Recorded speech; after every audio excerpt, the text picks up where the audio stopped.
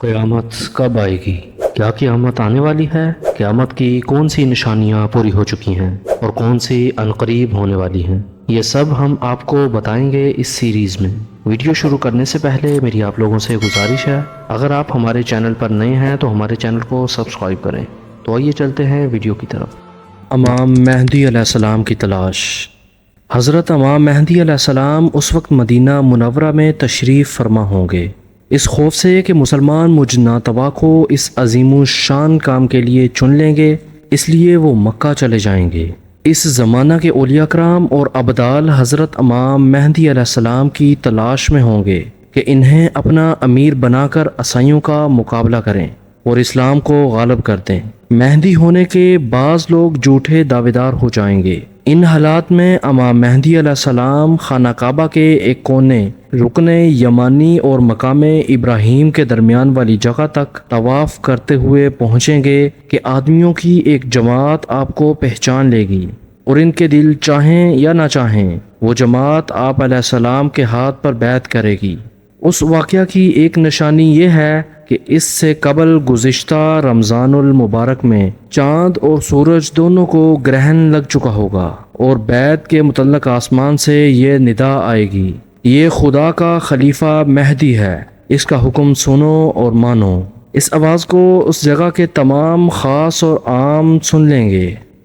علامات حضرت امام مہدی علیہ السلام۔ حضرت امام مہدی علیہ السلام سید ہیں اور حضرت فاطمہ الزہرا رضی اللہ تعالی عنہا کی اولاد میں سے ہیں۔ آپ کا قد و قامت قدر لمبا، بدن چست، رنگ کھلا ہوا اور چہرہ پیغمبر خدا صلی اللہ علیہ وسلم کے چہرے کے مشابہ ہوگا۔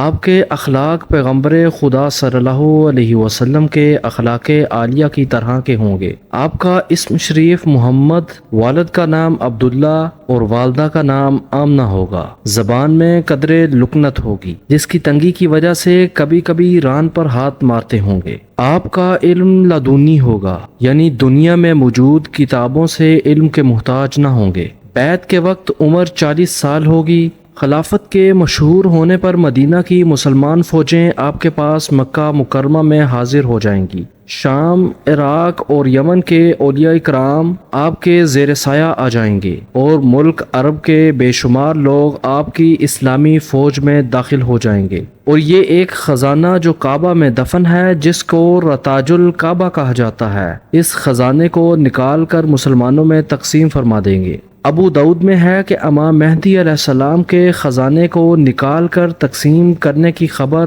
جب اسلامی دنیا میں پھیل جائے گی تو خراسان سے ایک شخص بہت بڑی فوج لے کر امام مہدی علیہ السلام کی مدد کی سعادت کے حصول کے لیے پہنچے گا۔ اس لشکر کا سب سے آگے والا دستہ منصور نامی ایک شخص کے زیر کمان ہوگا، اور یہ لشکر تاخت و تاراج کرتا ہوا راستے ہی میں بہت سے عیسائیوں اور بددینوں کا صفایا کر ڈالے گا۔